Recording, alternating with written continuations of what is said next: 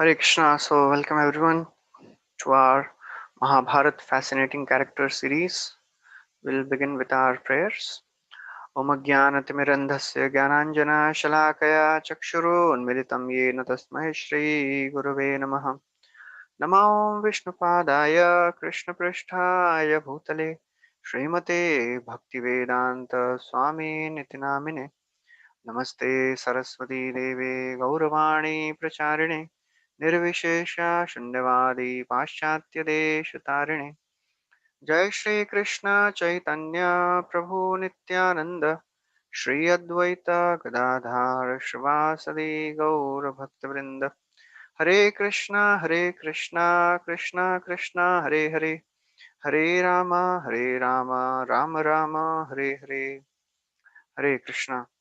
So, we are discussing the wonderful life and the teachings of Vidura. And last time we discussed the past life of Vidura, how Vidura in this life he was born from Vyasdev and a maid servant because Ambika and Ambalika they became so much they were not so much comfortable begetting children through Vyasdev, but still they did it once. But again, when Satyavati, the mother-in-law, she insisted. So third time they sent a maid servant, and maid servant because she served Vyasdev very nicely. So she was given a child, and that child was Vidura. And then we saw the past life of Vidura, that how he was Yamraj. He is Dharma himself. But because of some misunderstanding, uh, there was a great sage who was punished improperly. And this great sage, Mandavya Muni, he went to Yamraj and asked for justice. And then ultimately we discussed how this great sage Mandavya, he cursed Yamraj that you are not giving justice properly. So therefore, I curse you to be born as Shudra. And that's how Yamraj, he was born as Vidura. And then we saw that Vidura, he was having great wisdom, and he, because he was not born from the royal family, so he was not entitled to become the king or any kingly position, but he was acting as a prime minister of Dhritarashtra.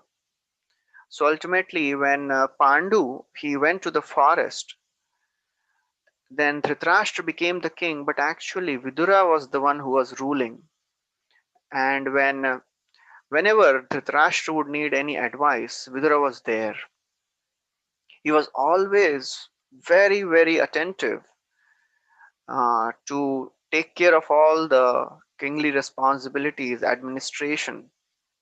And when Pandavas came back, he became very affectionate to the Pandavas and especially to Yudhishthir. Because Yudhishthir Maharaj, he was the son of Dharma, Yamraj, and Vidura is himself Yamraj, the expansion. So therefore, Vidura was always very affectionate to all of them. At the same time, he would give all the good counsel to Kauravas also and Pandavas also. But even after, again and again, whenever he would give good advice, Dhritarashtra, he was not able to follow it. And then we heard that Vidura, he helped Pandavas to escape from the Varnavarta, the Lakshagraha, and then he helped all the Pandavas and Kunti in various ways. So that's what we discussed. And then also we discussed that Vidura, when in gambling match happened, he was the one who protested. He was one of them, one of the people who protested very strongly. But ultimately, nothing could be done because Dhritarashtra was having a very weak heart. And then for the second time, when the Pandavas, they were called for gambling and they lost everything, then they were sent to exile. And during the exile, Kunti Maharani, because she was old, so Vidura, he requested Yudhishthir that please allow Kunti to stay with me. And that's how Kunti she developed good friendship with the wife of Vidura, and she was also the wife of Vidura was also a devoted and dharmic lady. So now, when Pandavas were in exile, Vidura he would continue to give advice to Dhritarashtra, and Dhritarashtra he became very angry, and actually he sent Vidura to forest when Pandavas were in exile. So Vidura he was so in so much insulted, and he was not even respected properly, and he was sent to forest. And then after some time, Dhritarashtra realized his mistake, and he sent Sanjay to bring him back. So Sanjay he went to forest, and then he told that Dhritarashtra is very repentant for his misbehavior, and he wants you to come back. Vidura he did not want to come back because he was not attracted to the to the royal opulence. He was a great devotee of the Lord. That we'll see in some time. That Vidura, his virtue as well as his devotion is very wonderful. So, but because Vidura is a very great, compassionate personality, and he had a desire to help his brother, he knew that Dhritarashtra is not wicked, but he has a weak heart, and that's how he would always fall under the emotional, blackmailing of Duryodhan. So, therefore, ultimately, even though Vidura he did not want to come back, he returned. In this world, there are five types of people we'll find. There are people who are evil. They have very malicious intentions and they want to harm others. What we have to, how we have to deal with them? Just maintain distance with them. Never ever try to develop a relationship thinking that, oh, this person, although he is very strong, although he is sinful, but he is very powerful. If I make a relationship with him, he may help me. But sinful and evil people, they can do anything. As it is said, that you should not believe a snake and a sinful man, because both are very, very envious. And in fact, in the scriptures, it is said that a envious, sinful man is more deadly and dangerous than a snake, because the snake will never behave as if he has become a friend. But a sinful man will behave as if he has become a friend, and then he'll harm at at a point when we are very little attentive. So just maintain distance with them. There are people who are envious, not so sinful, but they are envious of our opulence, and we are envious of what we have. How do we have to deal with them? Just neglect them. There are people who are innocent. These people, because they don't get proper guidance, they get attracted to sinful people or wrong people. We have to help them. So Dhritarashtra, he was not sinful, he was not envious, but he was having some desire. But basically, he had a weak heart, and therefore Duryodhan was manipulating him. So these type of people should be helped, and that's why Vidura, he was again and again trying to give good counsel to Dhritarashtra. But there are two more types of people whom we should try to come close with. They are people who are pious. They follow the religious principles. They don't do anything wrong. They are very eager to do charitable work. We have to make friendship with them. And the best of all the people in the world, they are actually the devotees of the Lord. They are not only pious, they are devoted to the Lord. There's a difference between being pious and being devoted. Being devoted means they actually know the essence, they actually know the purpose of life. That is called Saragrahi. Saragrahi means the person who knows the essence, just like a honeybee. Honeybee takes the essence of the flower. It is Saragrahi. Graha means to accept. Sar means to the essence. So the devotees of the Lord, they are Saragrahi. How should we deal with them? We have to learn to develop close relationship with them. In fact, we should try to serve them in whatever way possible, because developing relationship with devotees is a very straightforward and easy way to come close to God. Because Krishna himself says in Bhagavad Gita and in many places in the scriptures that he becomes pleased when his devotees are served. If somebody comes close to devotees, then he comes close to Krishna already, naturally, automatically. So Vidura, he knew that Dhritarashtra, he has a weak heart. He was not wicked, so therefore he was ready to come back, although he was insulted again and again. We'll more discuss more about Dhritarashtra in the further sessions. So this is a great thing. Vidura was such a great true friend. A true friend, great friend like Vidura is very, very rare nowadays.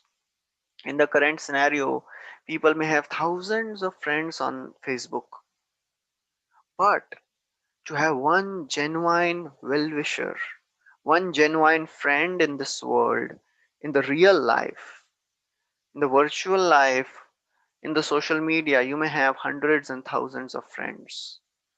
Sometimes the people, their accounts cannot even support so many friends, so they have to open 2 3 accounts.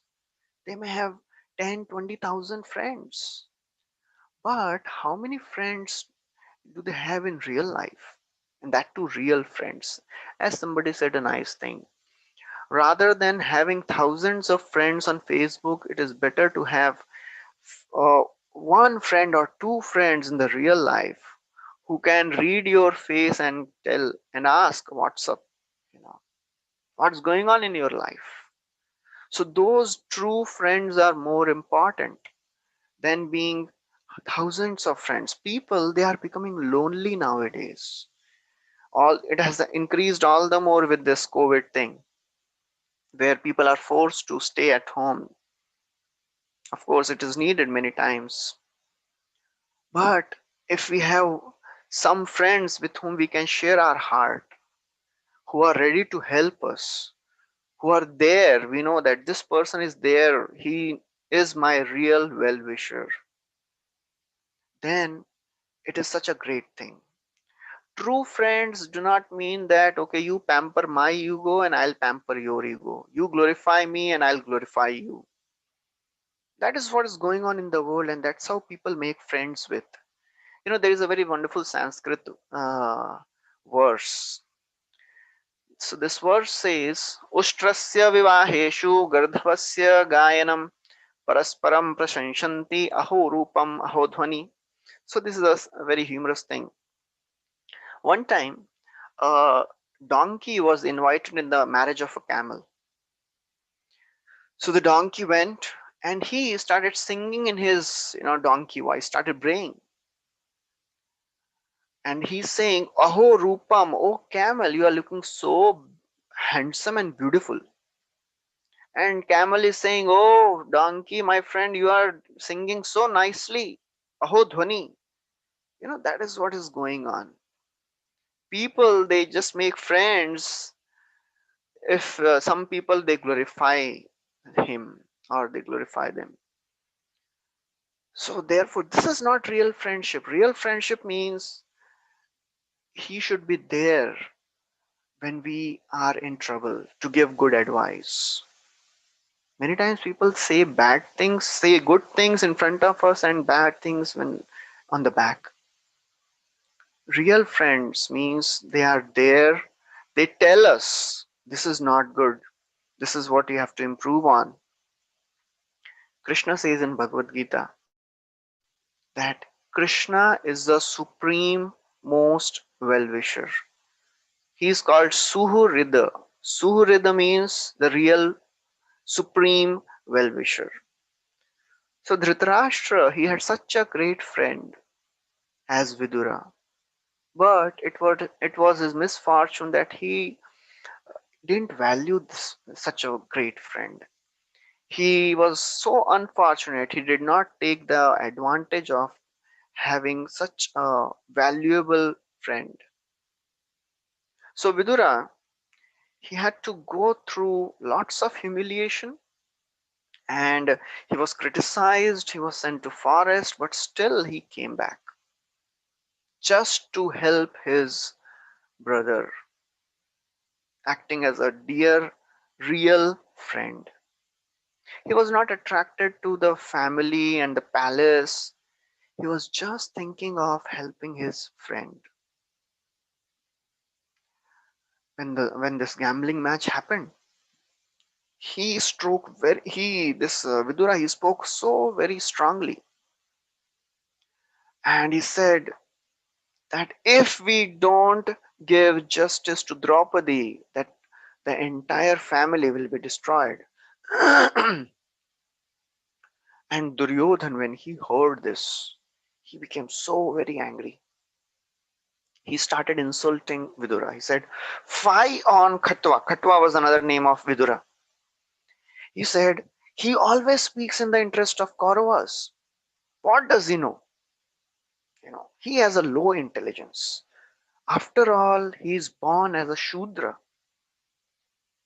He is born from a Shudra lady. He has no intelligence, but still he is speaking in such strong way against Kauravas. He is on the side of Pandavas."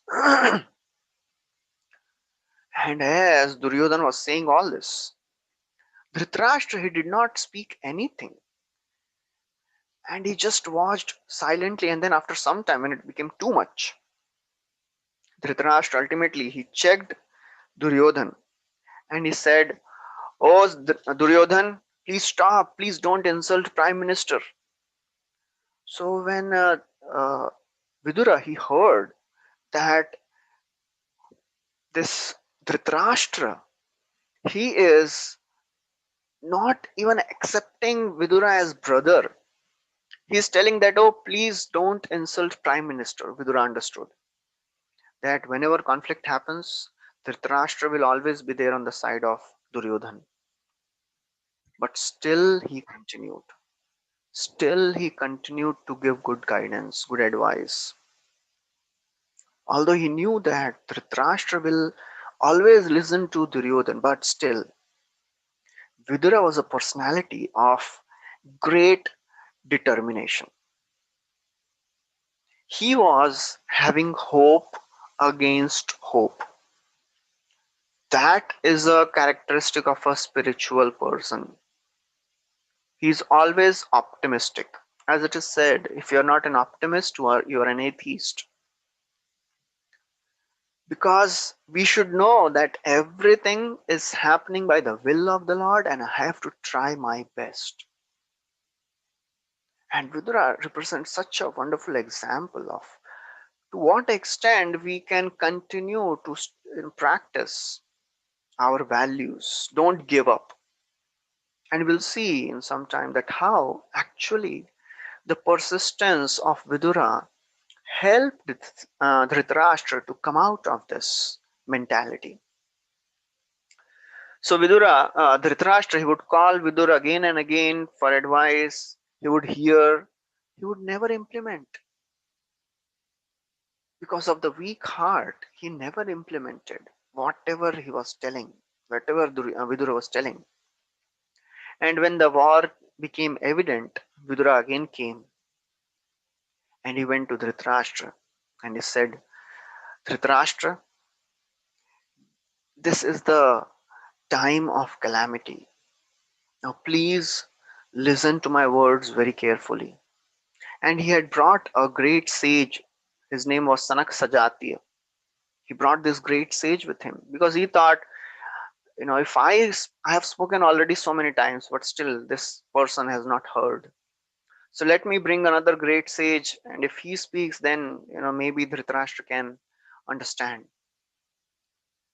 This great sage, he was a friend of Vyasadeva. He heard, he spoke to this Dhritarashtra.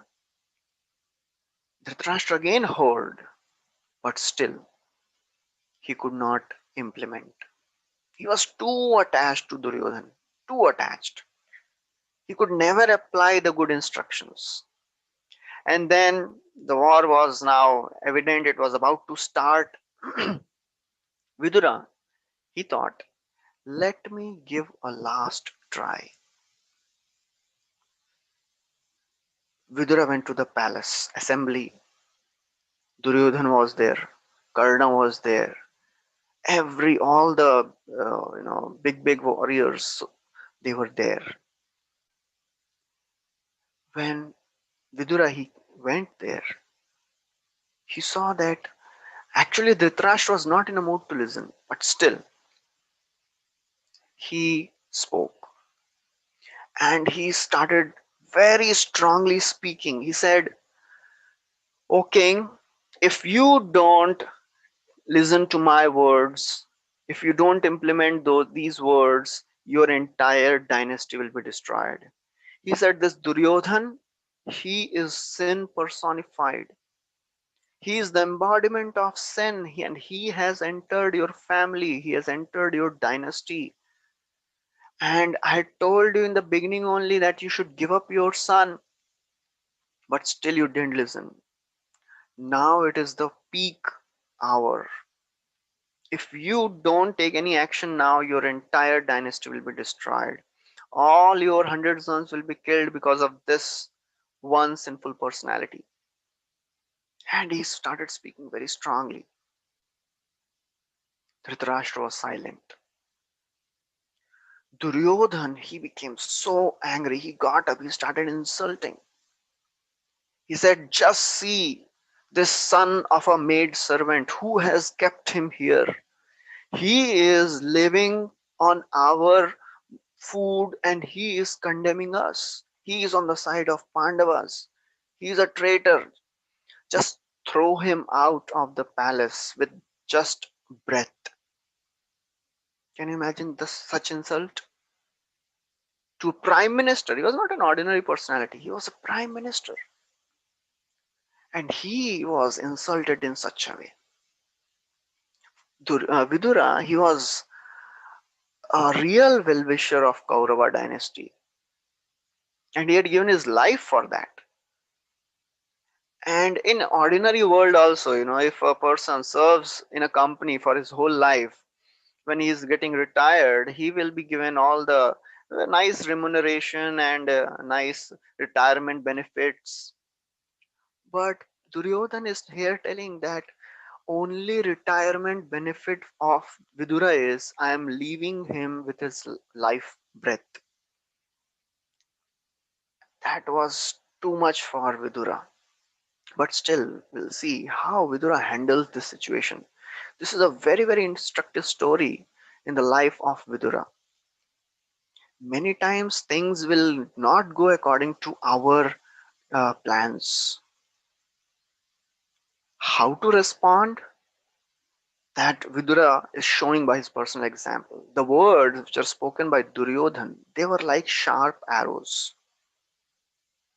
When the sharp arrows they pierce the heart, it may be possible that okay, the wound may get healed, you may survive.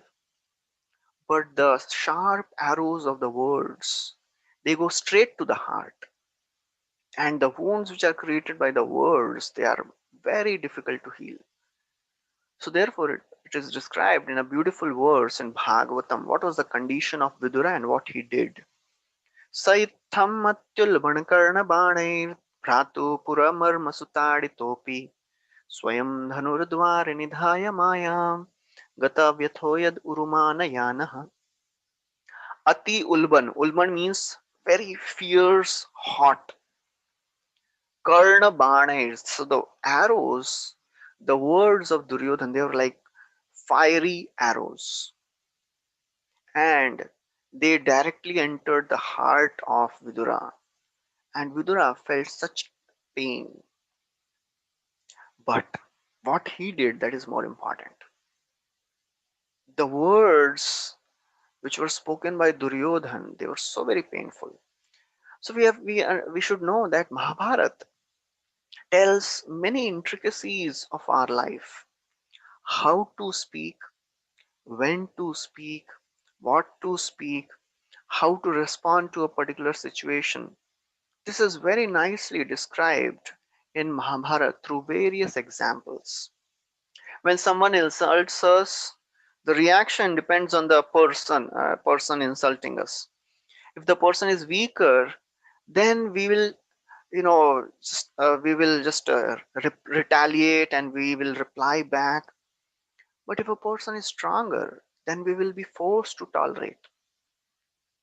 One time there was a person in the traveling in the train, and it was a very packed train, very crowded, and a person in front, he stepped on his foot, and then he was about to speak some abusive words, but he saw that the size of this person is very big, so he controlled himself. Another time, somebody was telling that a person in the train, he asked other person standing in front, what is time now? And this other person, he was not in good mood apparently, so he slapped this personality, and he was shocked. I just asked him a question and he is slapping me, but he tolerated, he didn't do anything. So the other person who was standing nearby said, Arey, what type of person you are, what type of man you are? This person slapped you and you are not doing anything. He said, I am thanking God, seeing his size. Anyways, I could not do anything. I am thanking I didn't ask 1 hour back, because the person he slapped, and then he said it is 1 o'clock.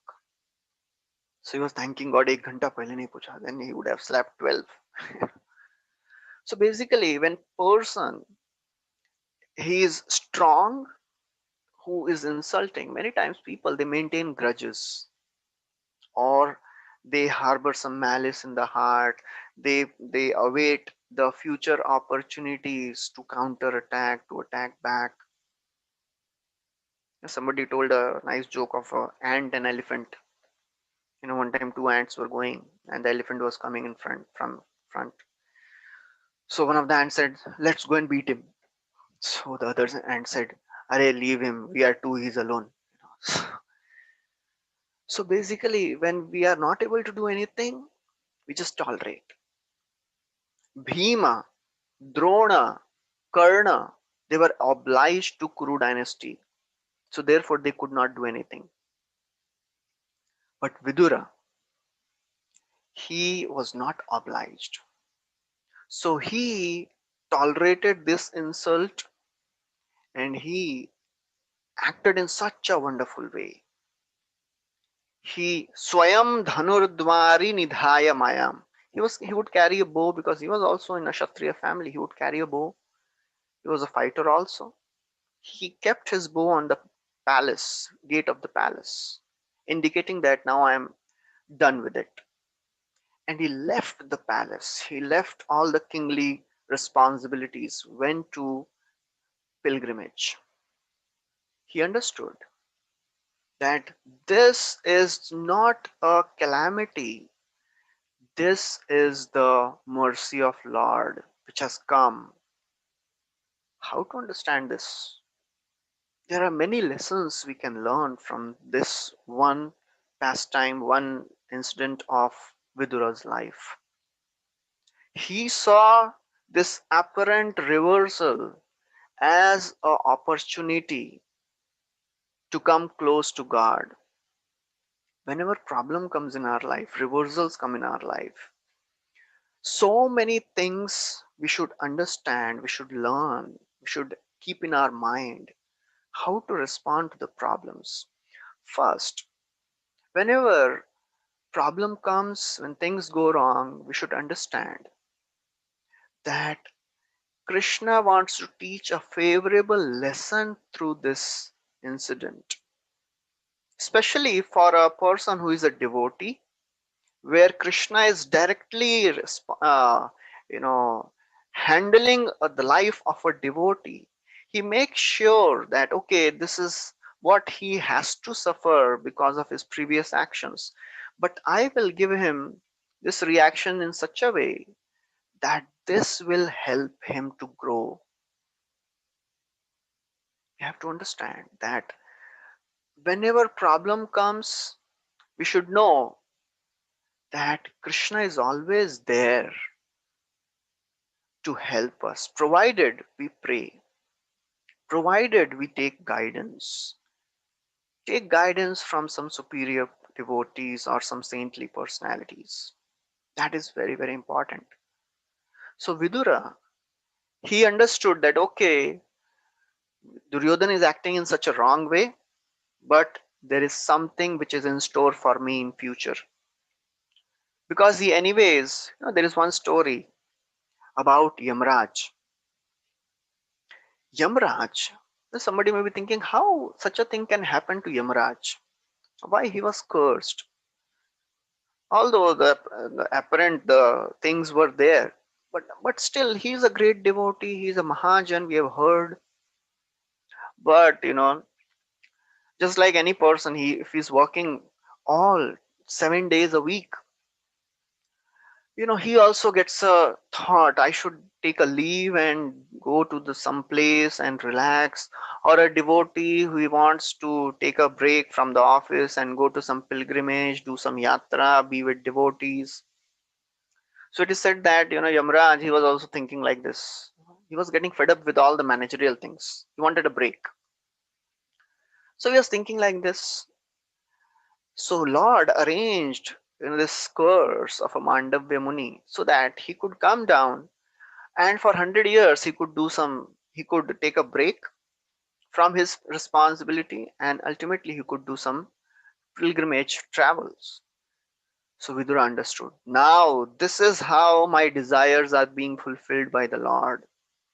So therefore, apparently, when things are not going the way we want, we should know that there must be something which Krishna wants to teach me through this thing. You have to learn to see the opportunities. You have to learn to see the good things in any reversals, in any problems. See the calamities and sufferings as gateway to newer opportunities, just like Vidura is seeing. Okay, now I'll go to the forest. I'll do pilgrimage. So therefore, the situations may vary, the circumstances may change, but the principle remains the same. We have to learn to see the hand of God. What Krishna wants to teach me through this. So Vidura, he left. In Ramayana and Mahabharata, we find similar personalities. In Ramayana, Vibhishan was there. Of the three brothers, Ravan, Kumbhakaran, and Vibhishan, he was devoted to Ram. And he was also giving good guidance to Ravan. But Ravan, just like Duryodhan was not hearing, Dhritarashtra was not hearing, Ravan, he didn't he didn't listen to the instructions of Vidura. There is a story, Dant Katha, which is said one time Ravana, he went to the forest, went to the palace of Vibhishan, and he saw on the walls of Vibhishan's palace, Ram, Ram, Ram. It was written like that. So Ravan became so angry. He said, "You are my brother, and you are writing the names of my enemy on the palette on the walls. How can you do this?" So Vibhishan, he said, "Oh, my brother, you didn't understand. I'll tell you." He said, Ram here, which you are seeing, that is not the Ram, the husband of Sita. No. Ra means Ravan, Ma means Mandodari. Mandodari was a wife of Ravan. So I am taking your name and your wife's name. That's how Vibhishan he convinced Ravan.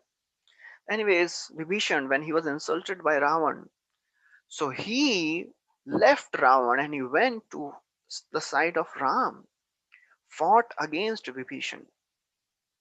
Why Vidura didn't go to the side of Pandavas? Why he didn't go directly?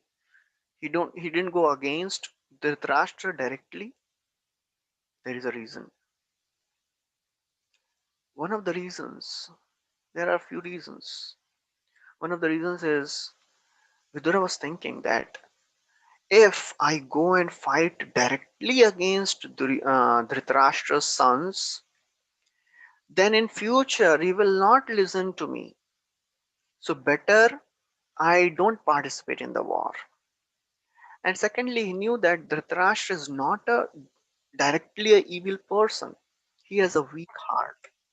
He knew that Duryodhan, he cannot be convinced for virtue. He is irredeemable. He cannot be convinced for virtue. But Dhritarashtra was not like that. He could be convinced. So therefore, Vidura thought it wise not to interfere in the battle, not to take part in the battle, and just go to the forest. So he decided to go to pilgrimage, and he was meeting sages there. He was visiting all the various temples. He was increasing his piety. He was increasing his spiritual credits, and that's how he was very happy. He enriched himself religiously, spiritually, and he learned lots of wonderful lessons from the sages. So that's how he was there in the forest pilgrimage for many years. So Vidura is known as a very virtuous personality, but he was not just virtuous. He was a greatly devoted personality also. There is one instant we'll discuss that when this war was evident, so Krishna, he was sent as a peace messenger, Shanti Dut. So Vidura, when he came to know that Krishna has come as a peace messenger, he went and met Krishna. He said, Krishna, why have you come here? You know Duryodhana is such a vicious personality. He will never listen to your proposal. Why have you come? So Krishna, he said, I know. I know Duryodhana will not listen. But in future, I don't want people to blame Pandavas telling that, okay, these people, they fought, they wanted to fight, and because of them, so many crores of soldiers were killed. So I want to tell that Pandavas tried their best. And that's why I have come. And Krishna said, I know that Duryodhana is not going to listen. Actually, Duryodhana, he had arranged a huge feast for Krishna. And of course, he wanted to arrest Krishna because he was thinking if Krishna is arrested, then Pandavas will have to bow down. But Krishna, who can bind Krishna? He showed his Virata form. There is another story. So Duryodhan, he was very expert in diplomacy. He had arranged a huge feast and he wanted to invite Krishna. And he wanted to ask some favors. But Krishna told and went Duryodhan, Duryodhan, a person eats in two conditions. If he is hungry, or the person who is calling with love. So many times it happens. If when we go to some devotee's place, and these devotees, they with such love, they put so much on the plate that okay, we have to eat. Otherwise, if there is no love, why a person will eat? Either he is should be hungry, or he should have love. So Krishna told Duryodhan that you don't have love for me and I am not hungry. So therefore, I will not come to your home. He went to the palace of Vidura. At that time, Vidura was not there. He had gone for some work. The wife of Vidura, she was there. And when she saw Supreme Lord Krishna himself coming without any, previous information, she was completely bewildered, confused. It is just it is like, you know, if the spiritual master comes to the home without prior information. So the devotees, they will see, Arey, ab kya kare? What should we do? How should we welcome? We didn't do anything. No arrangement is there. No food is prepared properly. What should I do? That was the condition of Vidurani, the wife of Vidura. So Vidurani, she was completely bewildered, confused, what to do now. So she somehow composed herself. She gave a nice place for Krishna to sit, and because she had not prepared anything, so she had some bananas. So she brought bananas, and she was looking all the while at the beautiful face of Krishna, because Krishna's beauty is unparalleled. Nobody can compare with the beauty of Krishna. People are attracted to see the beautiful things of the world, but the beauty of this world disturbs the mind. Beauty of Krishna satisfies the mind. That is a difference. That's why people, when they come and take darshan of the beautiful deity form of the Lord, and in our temple, many times people from South Bombay, they come for Shayan darshan, because that's the time, wonderful, nice, soothing kirtan is going on, and beautiful darshan. Lord is dressed in night outfits. That gives such satisfaction. And many devotees, many people, who are not even connected, they say, oh, wow, this is such a peaceful, serene place. I am feeling so very satisfied.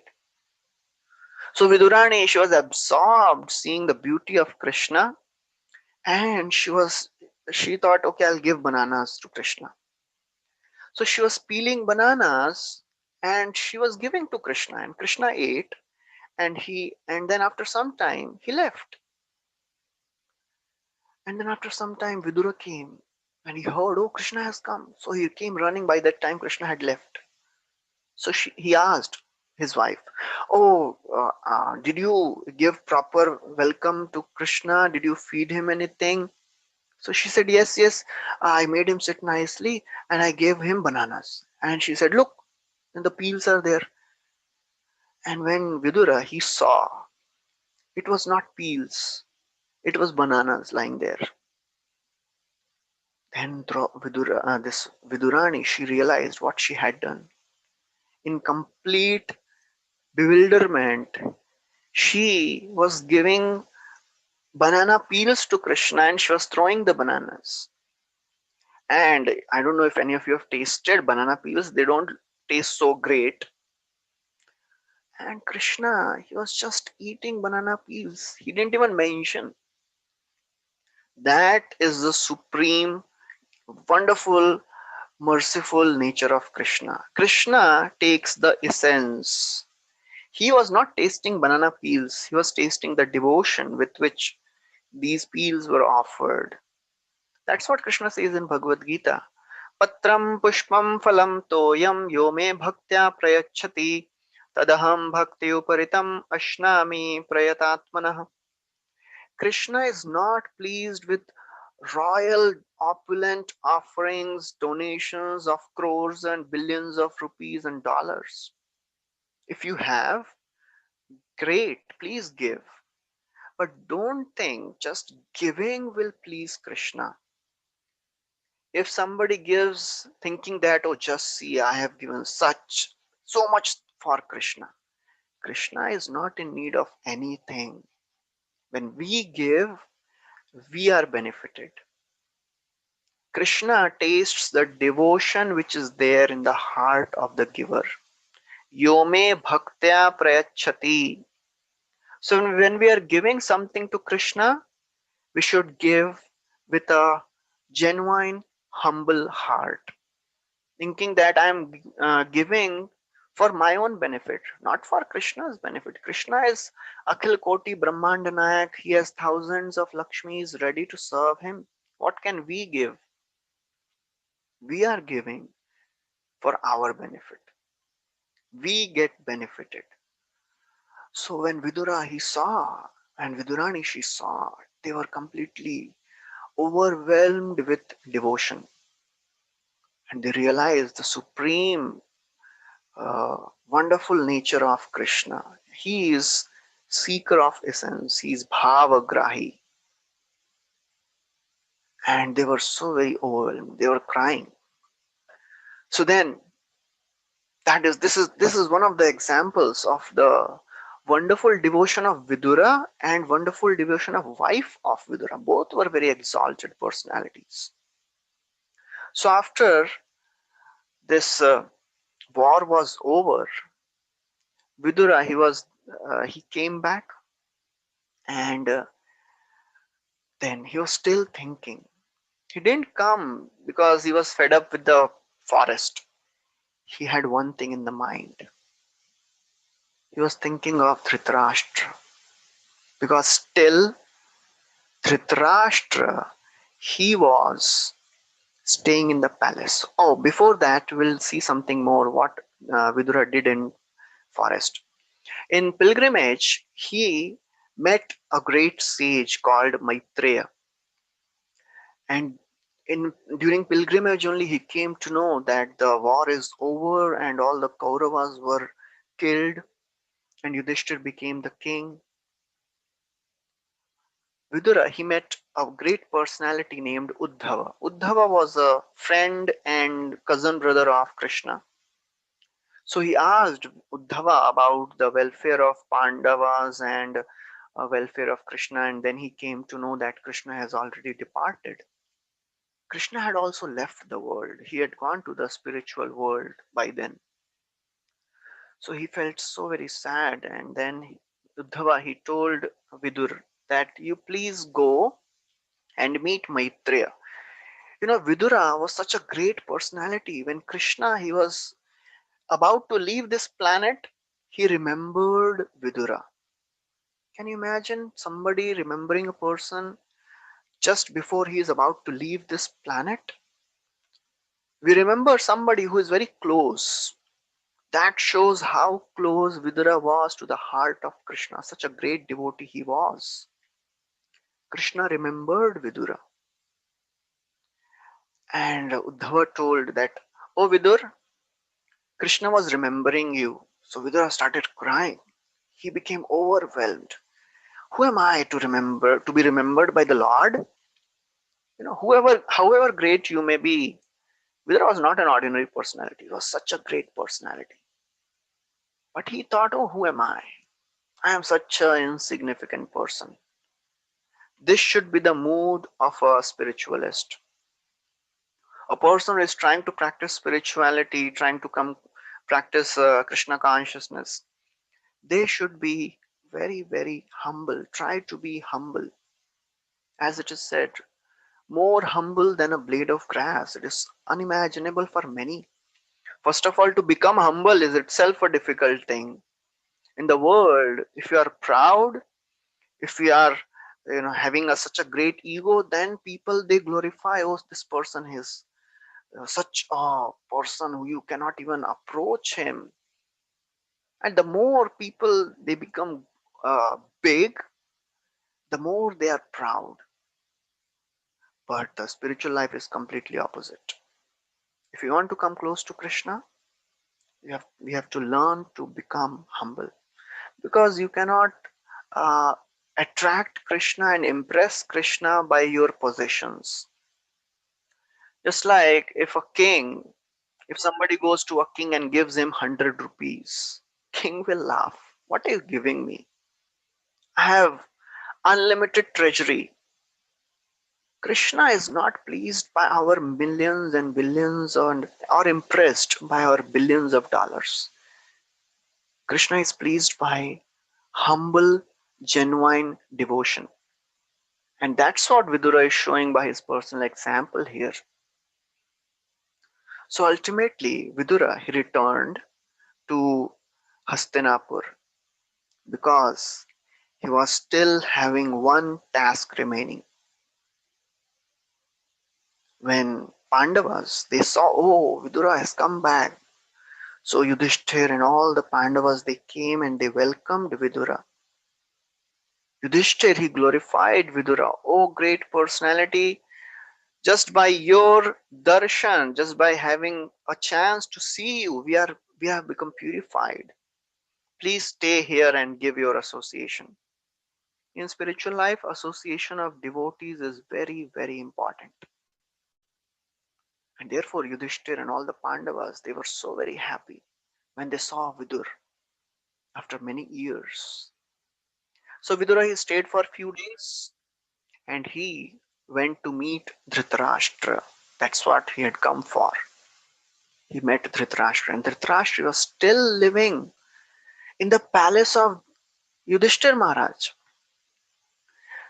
The same people who had killed all the 100 sons, Dhritarashtra was staying with them because he was so very attached.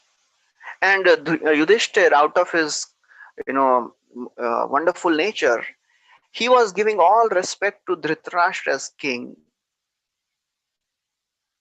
Vidura, he came and he spoke such strong words. He said, "You are living like a dog. You are living in the home, in the palace of the people who killed your sons. You are such a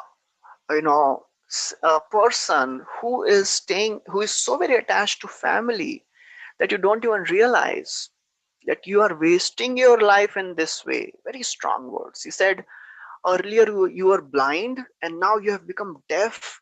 You cannot hear, you cannot even digest, your teeth are falling, and when you breathe, all the different sounds are coming. You are just about to die. Just leave this condition. Just go to the forest and connect to Krishna. Make your life perfect. Now, this is very important to understand. When Vidura is speaking such strong words, he had a connection with Dhritarashtra. When sometimes, many times, we may also give some feedback to somebody, but we should know that there is a science of giving feedback. Three things we should ask ourselves: am I the right person to give feedback? Is it the right time? Is it the right way? Vidura, he knew that now only I can help my brother. Otherwise, he'll die a miserable death. And it was right time, peak. Now the time had come. He was about to die. He was old. So therefore, the science of giving feedback is very, very important. Because people, they think, okay, this person I can speak, I can give feedback.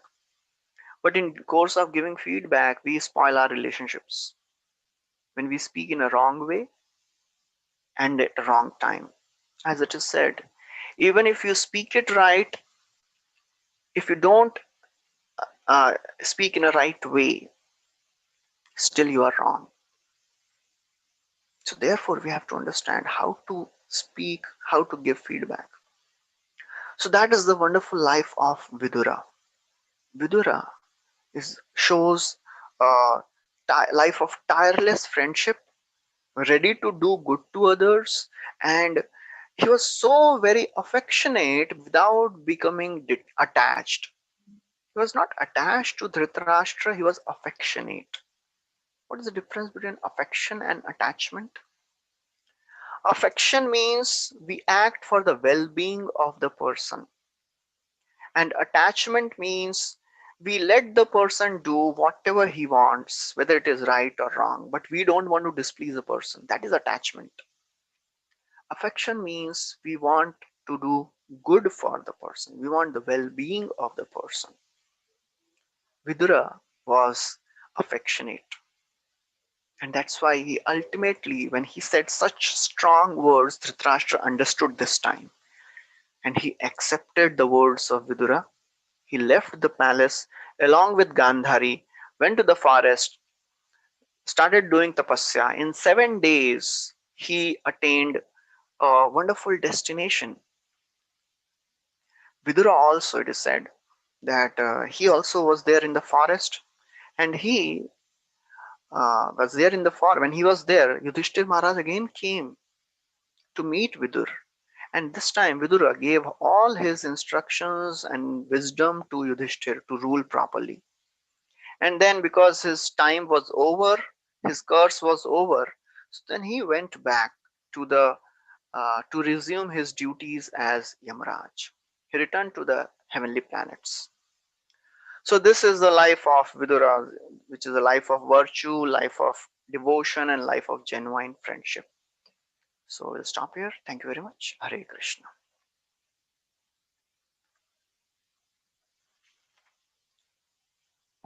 Thank you very much, Prabhuji. For life of Vidur has been really an exemplary thing from the beginning to the end. Till he went back. That he did the will of the Lord. Didn't try to prove anything. But there were two statements, Prabhuji, in today you made, which I have a little, I wanted a little elaboration on. One of them was that a devotee is always optimistic. So Yeah. one, of course, a little bit of a why. To some extent, I've understood when you were speaking at that time also. But if you could little elaborate on that. And second, is there some technique or that we can be optimistic? So if you could little throw some light on that, Prabhuji. Okay. Yeah. So being optimistic does not mean that we are impractical. We are just hoping against hope. No, we will see the positive. No, we are positive means we know that I am not depending on my strength. I am depending on Krishna's strength, and I have full faith that Krishna, whatever he does, he that is for my well-being. That is the optimistic attitude of a devotee. Because if somebody thinks, oh, I think this is not good, this is for me, why this is happening to me, that means he has not understood the principles of life. He has not understood the scriptures, and that's why many times people, they develop negative feelings, they start blaming even God, they go away from spiritual life, they start even disbelieving God. But a devotee and a person who has learned genuine spirituality, he knows that whatever is happening in this world, as they say, not even a blade of grass moves without the will of the Lord. And we should know that whatever is happening in our life, it is for our benefit. We may not perceive it in that way because of our way of looking at things. Whenever people they go to God, they go to Krishna, they tell, oh Krishna, I have my plans ready. They believe in the omnipotence of the Lord. Omnipotence means the Lord is all powerful, he can do anything. But they don't believe in the omniscience of the Lord. Omniscience means Lord knows everything. So many times when we go to Krishna, we tell our plans. That, oh Krishna, you don't have to think. I have my plans ready. You just execute them. So we should have faith in the plans of Lord also. Of course, we have to do our endeavor. Being optimistic does not mean that we don't do anything, just depend on God. Oh, sab theek ho jayega, sab ho jayega. Sab ho jayega, yes. But we have to show to the Lord that I want to, do this. Just like there was one great saint in Vrindavan, Barsana, you know, still there, Ramesh Babaji. So Radhanath Maharaj, he tells a story that when he was young, around 40 years, around 30, 40 years, 50 years back, yeah, in 70s, when Radhanath Swami Maharaj was there with him in Barsana, a place near Brindavan. So one day it was uh, told that, oh, there is a lion which was roaming around. So this Babaji, Ramesh Baba, he was carrying a small stick, just 2 3 feet stick, and he was sleeping. So Radhanath Swami Maharaj, that time, a young boy, he asked, oh Babaji, why are you keeping this small stick for? So this great personality, such a wonderful personality, said, look, I have to show to the Lord, I have to show to Srimati Radharani that I am trying my best. Anyways, I cannot do this. Stick will not help, but I should show that I am trying. So we have to try our best to deal with the problem, but we should be optimistic depending on Krishna. Always having firm faith that Krishna is there for me. He'll help me. He'll give me right guidance. That is optimism. And how to develop this optimism? By uh, following genuine practices of spiritual life. It is not some miracle which will happen one day. It will not happen in a day or a two that we will develop a positive attitude, we will develop firm faith in Krishna. It is a struggle, that and this struggle is needed. That struggle is in the form of chanting the names of Lord, taking shelter of the scriptures, Srimad Bhagavatam, Bhagavad Gita, being with those people who have faith, who are optimistic, who never become despondent, depressed, because they know ultimately Krishna is under control. So, the more we take shelter of spiritual life, the more we take shelter of chanting, the more we take shelter of Bhagavad Gita and Srimad Bhagavatam, the more we read the lives of the devotees. Vidura is just one example. There are hundreds of examples in Mahabharata and Bhagavatam of how devotees they dealt with the problems. So many problems came in the life of Kunti Maharani, we have heard, in the life of Draupadi, we have heard, but they never gave up. They were always optimistic. They never condemned Krishna, they never blamed Krishna. So the process is simple, the practices are simple. It may look very simple. How can the simple thing of chanting and reading scriptures help me? But that is the mystery. People in the world, somebody was telling that unless people they see some grand, performances of rituals, they don't get impressed. Srila Prabhupada actually writes in the one of the purport in Bhagavatam that people in the world generally they are not impressed. They are impressed by the grand rituals, big sacrifice, various mantras are being chanted, and if they are told you just chant Hare Krishna, you just read Bhagavad Gita, they think, oh, this is not something great. How can such a simple thing give me the highest? That is the science. That is the wonderful thing.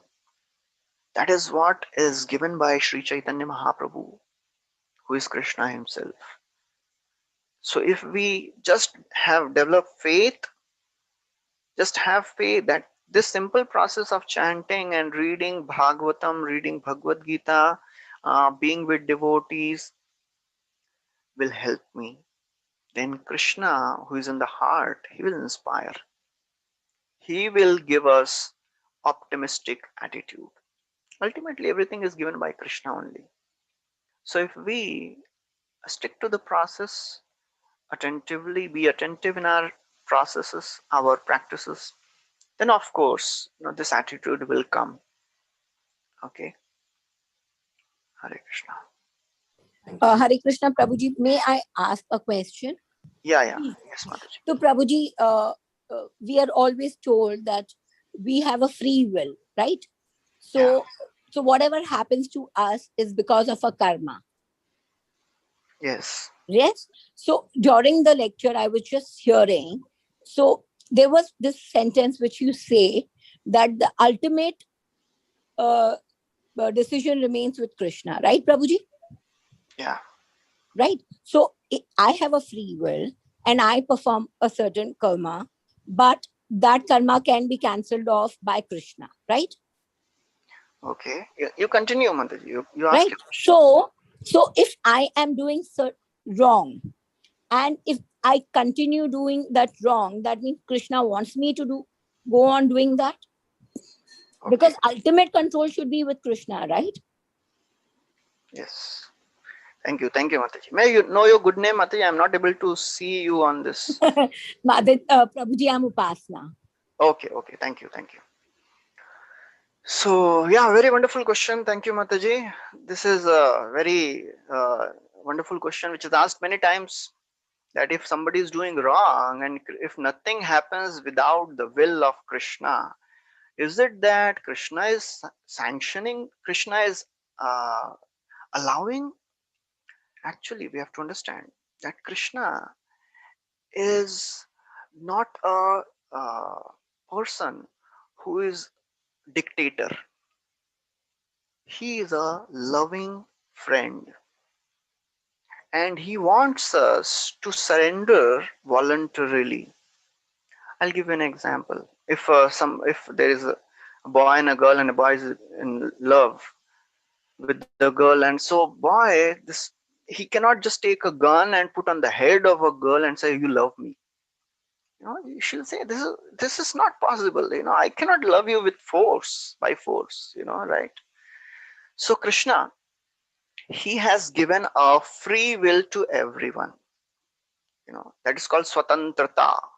Swatantrata means independent, free will. Every one of us, we are individual conscious beings, and we have the individual capacity to think in right way or a wrong way. It is said that in every one of us, we have, as it is said in the Western world, we have a good dog and a bad dog. Okay. If we are feeding good dog, our divine qualities will grow. If we are feeding the bad dog, our demoniac qualities will grow. So Krishna is not a dictator who forces you to follow all the rules and regulations. He is a friend. He wants you to voluntarily follow these rules and regulations, because it is said, a person who is convinced against his will is of the same opinion still. So Krishna has given all the guidelines. Bhagavad Gita is not a book of commandments. Bhagavad Gita is a book of choices. Nowhere you will find in Bhagavad Gita Krishna telling Arjuna, Arjun, you have to do this. You don't have any other option. You have to do this. You will not find in Bhagavad Gita. Even after Krishna spoke the whole Bhagavad Gita, you know what he said? He said, Oh Arjun, I have told you everything. Now you decide what you want to do. Yathechhasi tatha kuru. You decide with your intelligence, with your logical brain. You are a very scholarly, intelligent, religious, devoted personality. You decide on your own. So Krishna never forces a person to do a good thing or a bad thing. He just gives the uh, guidelines, and he tells the consequences. If you do this, you will get this.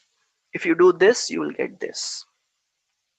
And after hearing everything, if somebody chooses, okay, I've heard whatever you are telling, but I want to do a sinful thing or a wrong thing. Krishna said, okay, you are independent, so be it. You will enjoy, you will suffer whatever you do. My role was to give guidance, because ultimately Krishna wants people to voluntarily, you know, accept these instructions, because if they accept voluntarily, then they will continue to follow throughout their life. If you force something on somebody, he may follow for some time, but then he'll give up. So Krishna, through all the scriptures, through the saintly personalities, again and again keeps telling what we should do, what we should not do. And when people, they still choose to do wrong things, then they'll have to suffer the reaction. And then they will understand, okay, sometime, some day in future, they will understand, okay, I think I should change myself. That is what is free will. Ultimately, Krishna is Supreme Lord. He can tell, but that is his nature.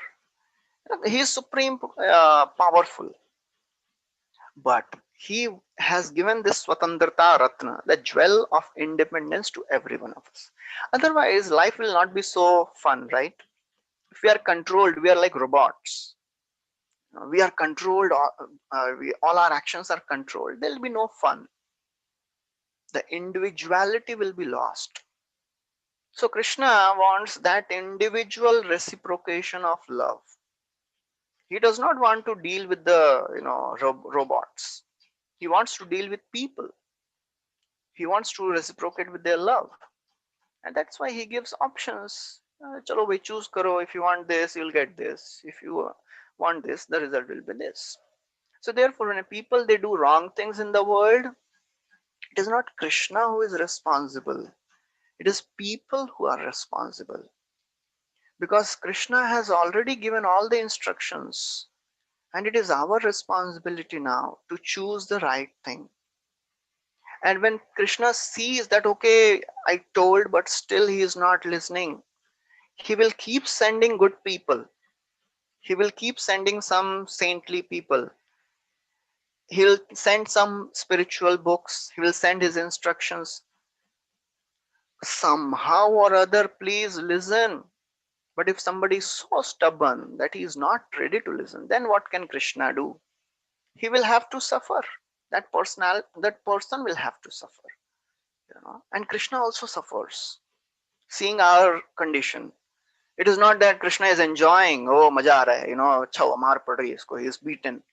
Oh, good, beat him more. He didn't follow me, he beat him more. No, it is said in Mahabharata, Bhagavatam, that when Duryodhana he was lying down with his thighs broken, Krishna was not happy to see this situation. Very beautiful verse is there. Sakarna dushashana saubalanam kumantra pakena hata shriyayushaha सुयोधनम सानुचरम शयानम भग्नोर urvyam nananand pashyan. So Duryodhan, he was lying on the battlefield with Karna and Dushashan. They were already dead. When Krishna he saw this condition of Duryodhan, he was not happy. Na nanand means he was not happy. So Krishna is not happy when people they don't follow. He is not a sadist who tells, okay, just beat him, punish him. No, he also suffers. But what can he do? He wants these all of us to voluntarily come to him. So that is why he has given all these things, all these instructions. Okay, so I hope this answers your question. Thank you, Prabhuji. This is very hope giving. Hare Krishna. Thank you so much, Prabhuji. I don't know if we have time. I had one more question. If nobody has it, can I ask? Yes, ma'am. Prabhuji, this is something like you've also mentioned about Vidhur, and we hear about all the devotees, all the Mahajans. There is one common thing in all of them is humility. Yeah. So, how do we develop that, cultivate that humility? Because humility basically comes naturally. Now it's not natural in, at least, myself. So how do, and that is the threshold of bhakti. Correct. So basically, this topic of humility is itself a very wonderful and elaborate topic, and I am also not qualified to speak all the details because I am also a learner. But I'll try to tell whatever I've heard. For many of us, humiliation comes before humility. You know, we are humiliated by somebody and then we become humble. But a spiritualist, a devotee, should consciously learn to behave in a humble way. One cannot say, I am by nature, this. I am by nature proud. But I cannot bow down. There was one devotee, Yadubar Prabhu. He's there. In the initial days when Srila Prabhupada, he was there in America. He was a young boy and he started coming and he got initiated. So he was telling, Yadubar Prabhu, he was telling, I did not want to bow down in front of Prabhupada, Swamiji. That time Prabhupada was Swamiji. Because he was thinking, oh, why should I down in front of a man, a human? So everybody would bow down every day, and Yadubar Prabhu, he would have a camera because he was a photographer. He would not bow down. So one day Prabhupada saw this and he asked, so why are you not bowing down? So Yadubar Prabhu said, Swamiji, I don't feel like bowing down. Prabhupada said, you bow down now, feelings will come later. You know. So although we may not feel like becoming humble, we may think, I know why should I surrender? Why should I become humble? But even if we don't like to be humble, if we just behave in a humble way, our feelings may not be of humility. But even if we act in a humble way in due course of time, if we are genuine, if we are sincere, then Krishna will give that genuine humility. Till that time, it is a constant struggle. For that, we have to be in association of devotees. We have to keep constantly hearing about the principles of humility, principles of tolerance. And for sure, when we come in touch with devotees, when we come in association of devotees, naturally humility will come. It is said, uh, chanting purifies the mind, scriptures purify the intelligence, and association of devotees purifies the false ego. Many times people say, oh, I am also chanting, I also do worship activities, I also do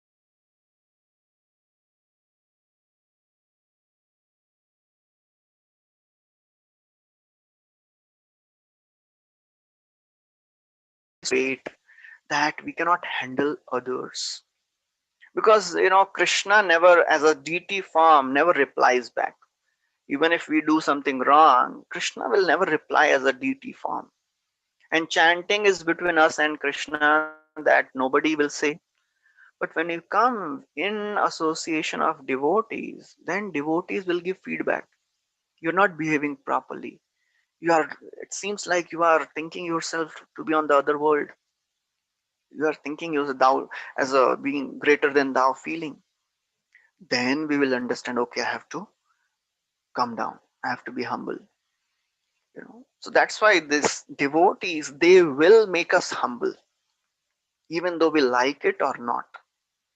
They will make us humble, and it is for our good. So that's why to be in association of devotees is many times difficult, but that is what is needed. It is like a bitter medicine we have to take. Then only one day genuine feelings of humility will come. Otherwise, maybe thinking, I am good in my spiritual practices, my bhakti is going on good, I'm worshipping deities, I am chanting, I think I'm good. But when we come in touch with devotees, when we work with them, then we realize, oh, there is lots of things to be done.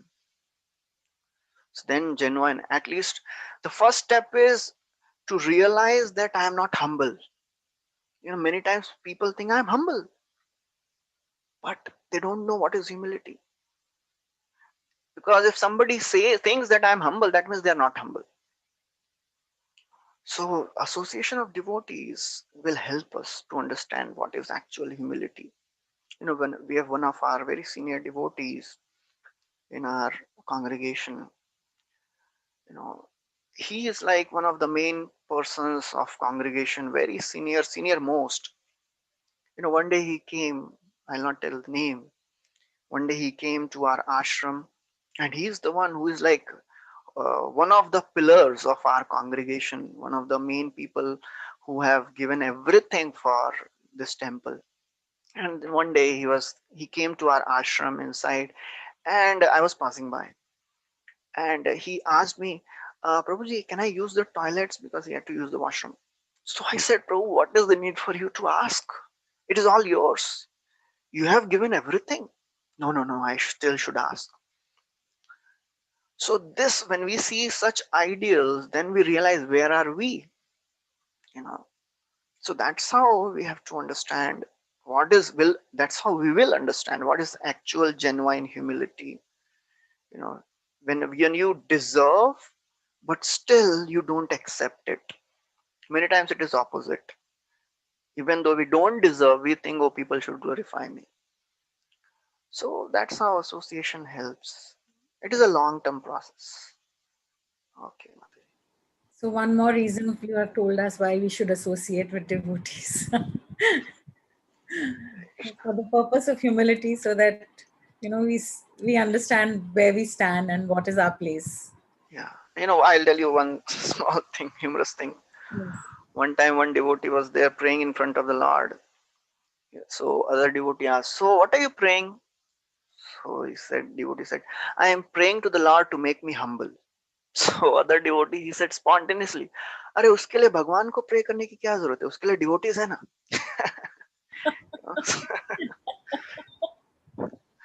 Okay, anyways.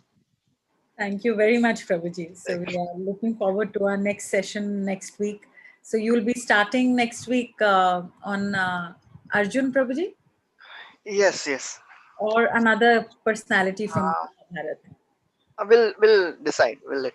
Yes. So please, so there is Prabhuji has left us hanging in the air. So there will be mystery will be solved next week when Prabhuji comes on Wednesday, and we get to hear some more nectar from him. Hare Krishna. Thank you so much, Prabhuji. Thank you very much. Hare Krishna. Shila Prabhupada ki jai. Yeah.